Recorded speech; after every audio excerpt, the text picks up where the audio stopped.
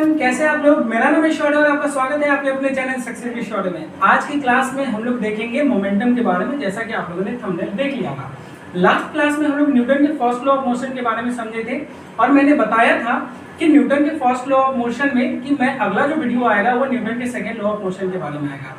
लेकिन न्यूटन के second law of motion समझने से पहले हम लोग समझते हैं कि ये मोमेंटम होता क्या है, सो डैट कि जो न्यूटन का जो सेकेंड लॉ ऑफ मोशन है उसे समझने में हम लोगों को थोड़ा इजी हो जाएगा मोमेंटम के बाद। तो आइए हम लोग आज की क्लास में देखेंगे ये मोमेंटम होता क्या है। तो आइए मोमेंटम के कुछ एग्जांपल्स उसको समझने की कोशिश करते हैं। आप लोगों ने देखा होगा क्रिकेट मैच में जो एक बॉलर होता है वो बैट्समैन को बॉल फेंकने के लिए वो काफी दूर से दौड़ता आता है और वो क्या करता है, बॉल को फेंकता है। दूसरे में अगर हम बैट्समैन को देखें, लाइक सचिन तेंदुलकर, अदर और भी बैट्समैन है but I like Sachin Tendulkar, इसलिए मैंने उनका एग्जांपल लिया है। सचिन तेंदुलकर को जब भी देखिए या कोई अदर बैट्समैन को भी अगर उसे बॉल हिट करना हो, बाउंड्री के पार पहुंचाना, तो वो बैट से क्या करता है, बैट को पीछे ले जाता है और फिर यूं हिट करता है।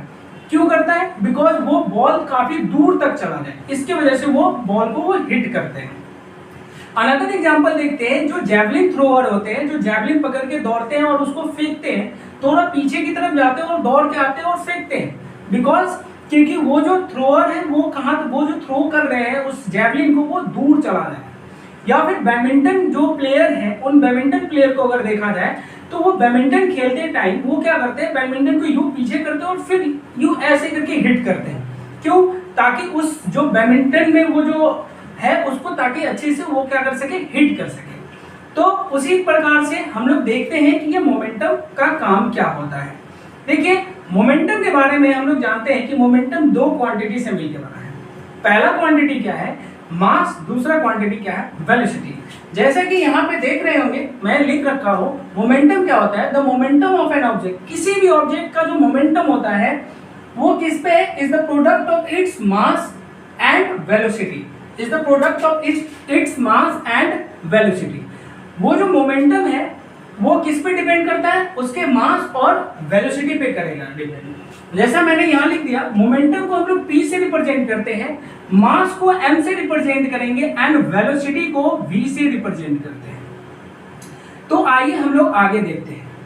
अब मोमेंटम क्या है हमारा, मोमेंटम क्या है, इस मास का जो यूनिट होगा वो क्या बन जाएगा, किलोग्राम, एंड वेलोसिटी का यूनिट क्या बनता है, मीटर पर सेकेंड। तो ओवरऑल हम लोग कह सकते हैं कि जो मोमेंटम का जो ऐसा यूनिट होगा, वो क्या हो जाएगा, वो हो जाएगा किलोग्राम मीटर पर सेकेंड। अब मोमेंटम क्या है, मोमेंटम एक वेक्टर क्वांटिटी, बिकॉज इसमें वेलोसिटी इंक्लूड है जो हमें क्या दिखाता है, डायरेक्शन दिखाता है। तो हम लोग लिख सकते हैं मोमेंटम क्या है, momentum it is a vector quantity. Why?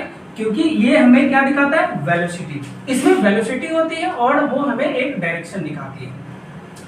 तो आइए हम लोग इसको एग्जांपल से समझते हैं।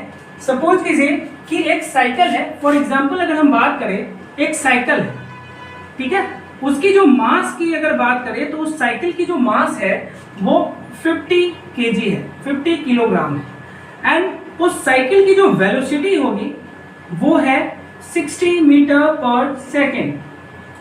अगर सपोज कीजिए इस मास और इस वेलोसिटी से अगर कोई साइकिल जा रहा है और उस रास्ते में कोई इंसान आ जाए, तो अगर वो साइकिल उस इंसान को हिट कर दे तो वो क्या होगा, वो इंसान गिरेगा और मे भी थोड़ा बहुत इंज्योर्ड भी हो जाएगा। बट अगर कंडीशन नंबर 2 क्या है, अगर कोई कार है उसकी जो मास अगर हम बात करें, उस कार की जो मास बात करें वो कितना है, 1000 किलोग्राम है। एंड इसकी जो वेलोसिटी होगी वो सेम ही अगर हो 60 मीटर पर सेकेंड ही हो, तो क्या होगा, इस रास्ते में अगर कोई इंसान आ जाए और वो टकरा जाए इस कार से, तो वो क्या होगा, बहुत ज्यादा इंज्योर्ड हो जाएगा। इसे समझते हैं। ओवरऑल हम लोगों को ये समझ में आया कि जिसका जितना कम मास होगा उसकी फोर्स भी कम होगी, जिसका जितना ज्यादा मास होगा उसकी फोर्स भी क्या होगी, ज्यादा होगी। तो समझ में आया, टोटल किस पे डिपेंड करता है कि जितना ज्यादा किसी भी ऑब्जेक्ट का जितना ज्यादा मास, उसकी वेलोसिटी उतनी ही ज्यादा होगी एंड उसका मोमेंटम उतना ही ज्यादा होगा। तो आई होप कि ये आपको समझ में आया है। अगर ये वीडियो आपको समझ में आया है तो प्लीज, अगर आप नए हैं तो चैनल को सब्सक्राइब कर लें, वीडियो को लाइक करें एंड शेयर करें अपने दोस्तों के साथ। तो मिलते हैं अगले वीडियो में किसी नए टॉपिक के साथ। तब तक के लिए जय हिंद।